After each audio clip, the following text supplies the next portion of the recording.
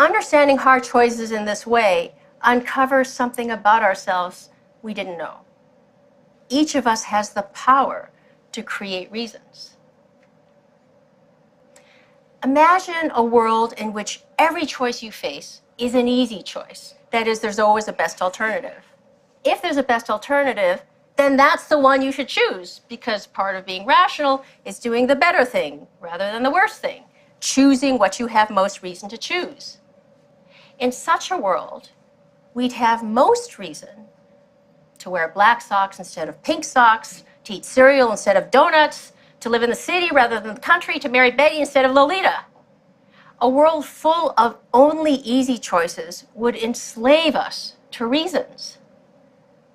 When you think about it, it's nuts to believe that the reasons given to you dictated that you had most reason to pursue the exact hobbies you do, to live in the exact house you do, to work at the exact job you do. Instead, you faced alternatives that were on a par, hard choices, and you made reasons for yourself to choose that hobby, that house, and that job. When alternatives are on a par, the reasons given to us, the ones that determine whether we're making a mistake, are silent as to what to do. It's here in the space of hard choices that we get to exercise our normative power, the power to create reasons for yourself, to make yourself into the kind of person for whom country living is preferable to the urban life. When we choose between options that are on a par, we can do something really rather remarkable.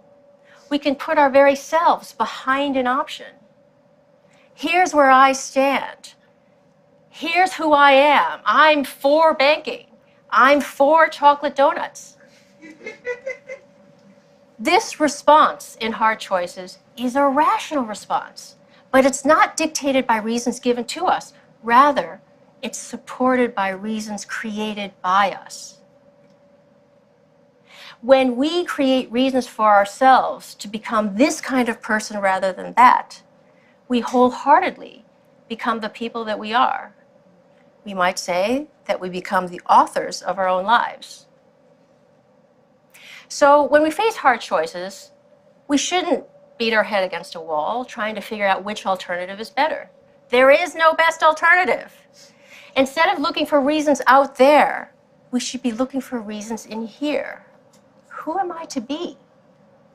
You might decide to be a pink sock wearing, cereal loving, country living banker.